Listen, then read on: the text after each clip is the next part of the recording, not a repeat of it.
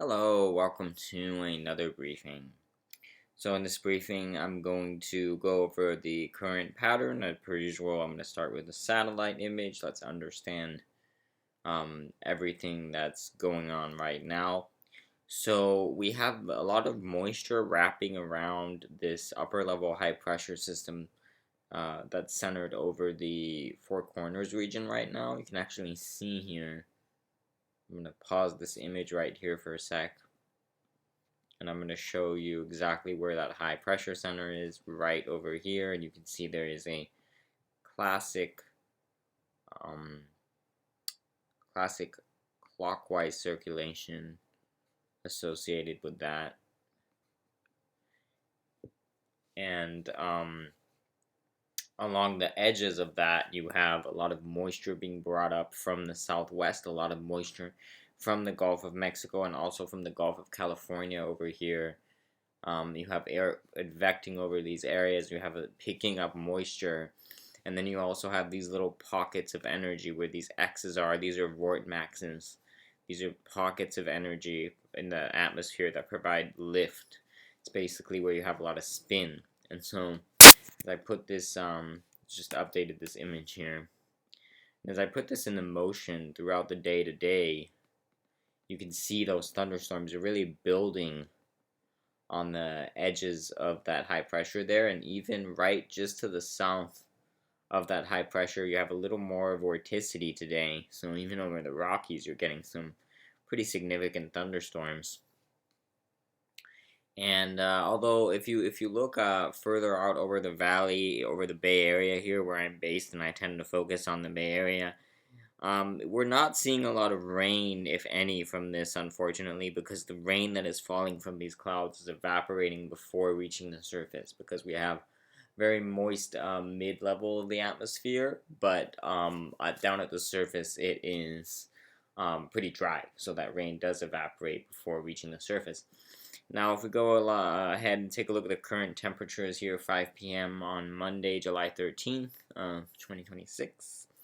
We had a pretty warm day today, starting to cool off. We're getting some 60s along the coast with that afternoon sea breeze finally pushing in, because we did not have much of an onshore flow at all earlier today, which is part of the reason we have no fog at the coast. Another thing I did not mention in the satellite image is you note this absence of fog along the coastline, which is quite rare this time of year, because usually we have a constant northwest flow condensing with air condensing over the cold waters off of the coast of California here, and you have that fog. You have this blanket of fog that's usually brought in, but that fog was actually able to mix out because there's so little wind at the surface now, because the pressure gradients have weakened with the pressure inland not being as low as it usually is, because we have this upper high kind of translating to the surface a little bit, and we have the high pressure out over the ocean that is not as strong. It's kind of been pushed a little bit, and you don't have as much wind, and so the fog machine is sort of turned off, if you will. So you have some fog down here off of Southern California, but you have this big area here that is fog free, because you have such little wind that you have mixing. The sun is able to heat up the ground and mix out those clouds pretty quickly, because you don't have that constant feed coming in off of the ocean. So as a result of that, we had a pretty warm day in the Bay Area today. If I go ahead and put these maximum temperatures here, you're going to see a lot of areas further inland were in the 90s, well into the 90s for some area.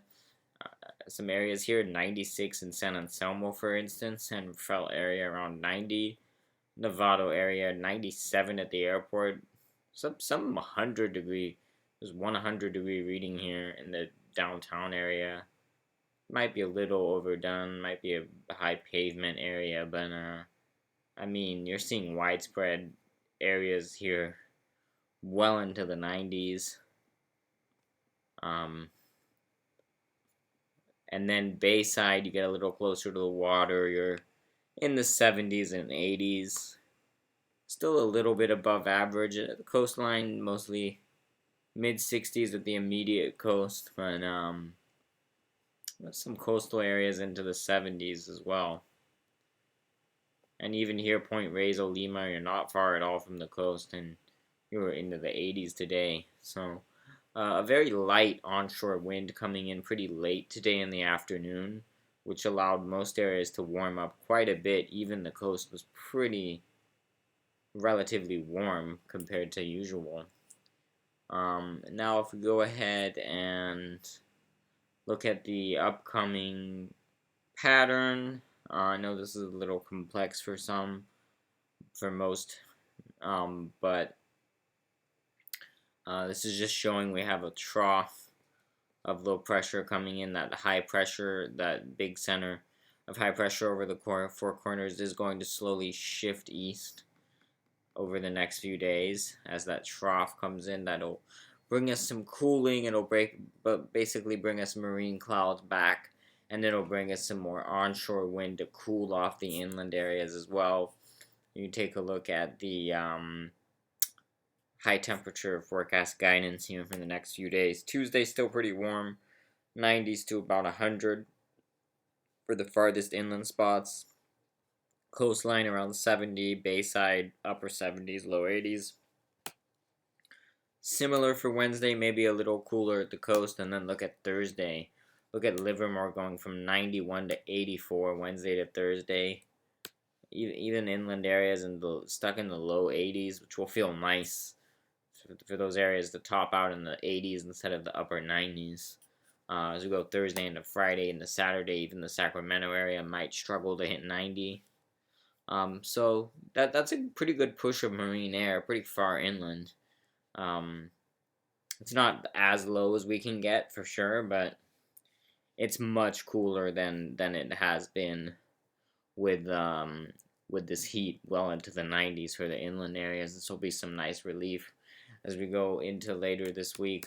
I'm gonna keep this one pretty short and simple, so not much. I'm not gonna get too much into it after that, but I just wanted to get this video out. So thank you for watching. I hope this was helpful. Hope you're able to get something out of this, and I'll see you next time.